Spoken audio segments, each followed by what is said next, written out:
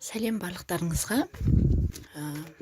Бүгін раскладымызды қыздарға арнайтын боламыз. Қыздар, жігіттер, жалпы жігітіңіздің шын жүрегіндегі, шын өзінің шынайы сезімі, соны көретін боламыз. Сізге деген әрине.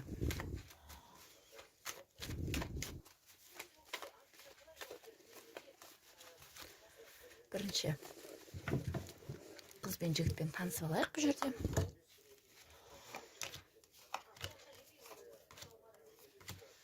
Сіз шықтыңыз, енді жігіт.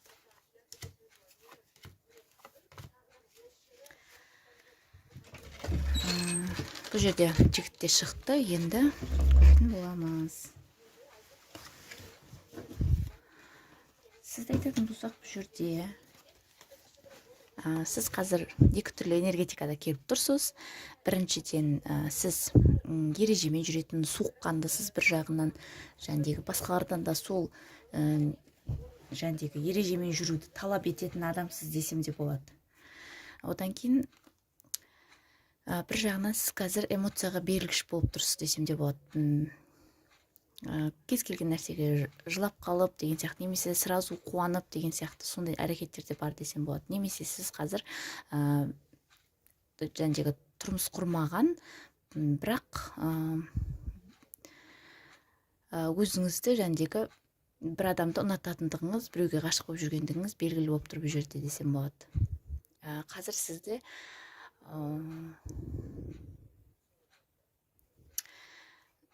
сондай екі күйде болып тұрсыз десем де болады. Енді жігітті айтатын болсақ, бұл жерде жігітте суыққанды, мүмкін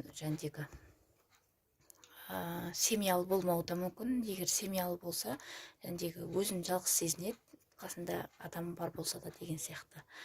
Және бұл ер адам қазір өз-өзімен демалыс үстінде десем болады. Өзін дамыту жағынан болсын, басқа жағынан болсын, данный моментте ұйықтап та жатуы мүмкін бұл ер адам. Одан кейін айтатын болсам, бұл жолға шығуға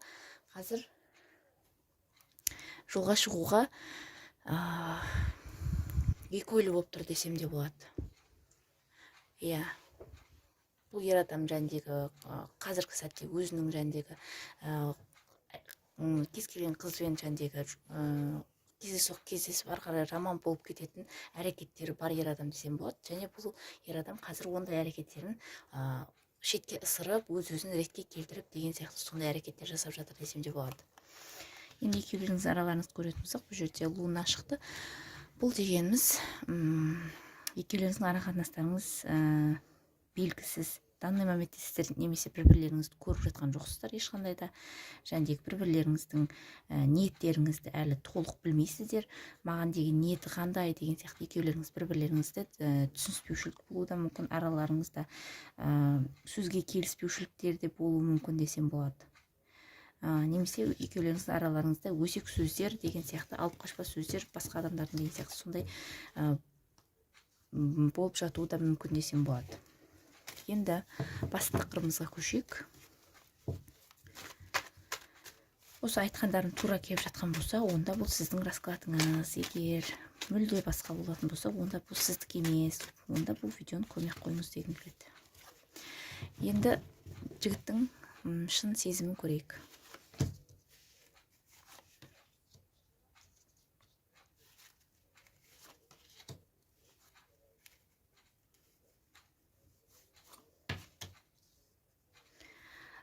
Бұл қазір деген өзінің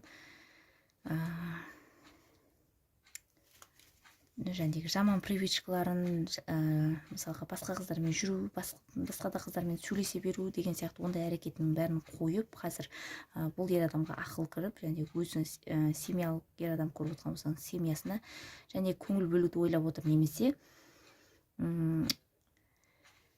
өзі семьялы болмаса, семья құруды ойлап отыр десем де болады.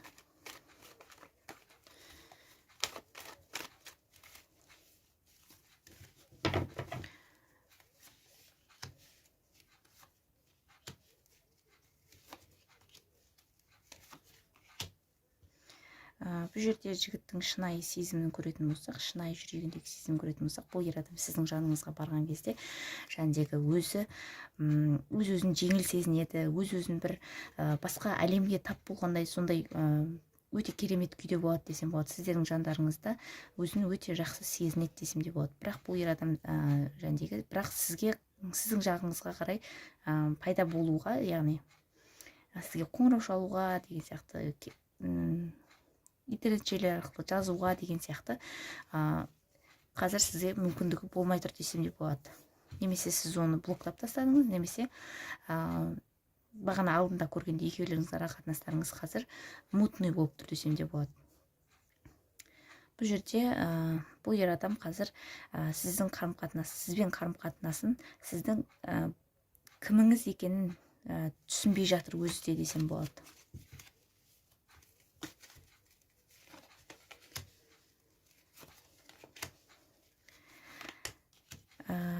Бұл жерде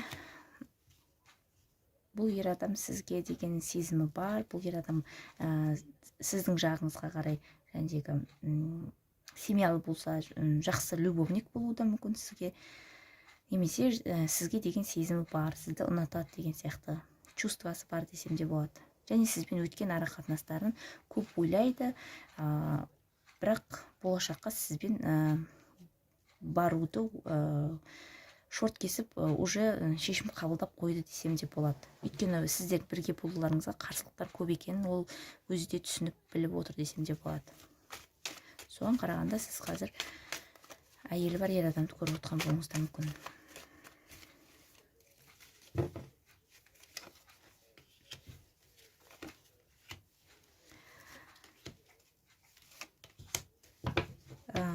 Одан кейін айтатын болсам, бұл ер адамның сезімі қазір бұның жәндегі қолын байлап тұрған өзінің отбасы десем де болады. Өзінің отбасылық мәселелері бойынша, немесе өзінің отбасында бір, егерде бойдағы адамды көріп отқан болсаңыз да, отбасында жәндегі не болуы мүмкін? Өзінің проблемалары, ата-анасы проблемасы деген сияқты сондай нәрселермен қазір қолы тимей жәндегі барлық жәндегі энергетикасын, барлық күшін жәндегі сол семьясына жұмсап жатқан болуы да мүмкін. Және бұл ер адам қазір өзі жан жағындағы адамдардың жәндегі өсек сөздері дедік қой, жаңа баста айттық қой, сондай артық сөздерден кетіп қашып кеткісі келіп отыр десем де болады. Жәндегі адамдардың өтірік сөздерінен, жәндегі жаман сөздерінен жәндегі қашу үшін өзінің семьясына амал жоқтан байланып отырған болуы мүмкін. Мысалға, семьясына ажырасып кеткен десеңіз, өсек сөз деген сияқты сондай нәрселерді болдырмас үшін бұл ер адам қазір семьясына жіпсіз байланып отыр деген сөз.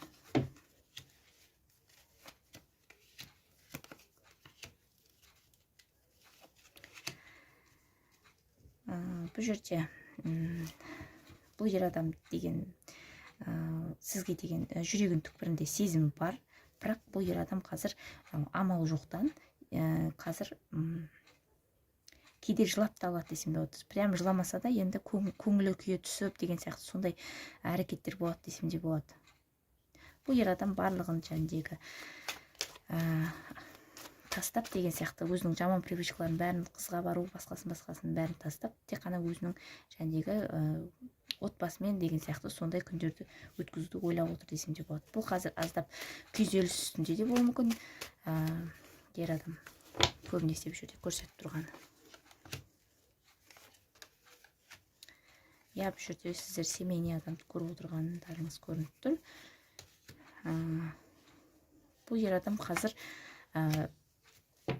өзінің семьясымен де және де сізбен де қарым-қатынаста десем болады.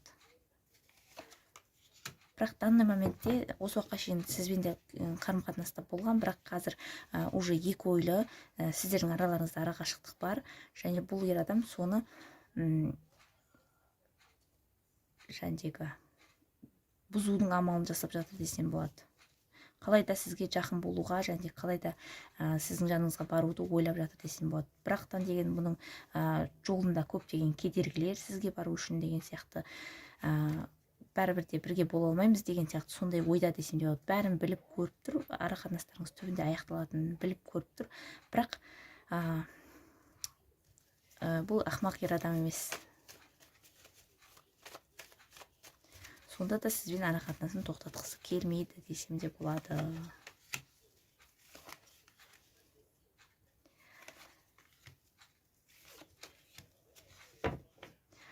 Бұл жерде алдағы уақытта бұл ер адамнан жәндегі бір праздник тойлайсыздар ма бірге, және сізді праздникке шақыру,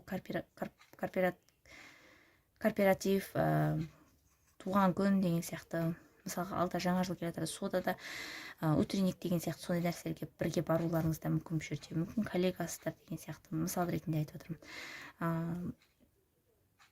Бұл жерде жігіттен сізге және кездесуге деген хабар болады десем де болады. Немесе сіздер бір жерде отырасыздар, бір тойда немесе қандай да бір жиында десем болады. Және бұл жерде екеулеріңізде бірақ қарым-қатынас ол жерде болмайды десем де болады.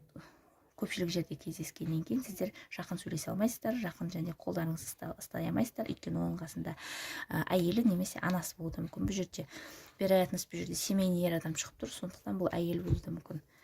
Мүмкін сіздер махаббат үштігі бір-бірін танитын, прекрасно білетін сондай махаббат үштігі болуларыңыз да мүмкін бұл жерде.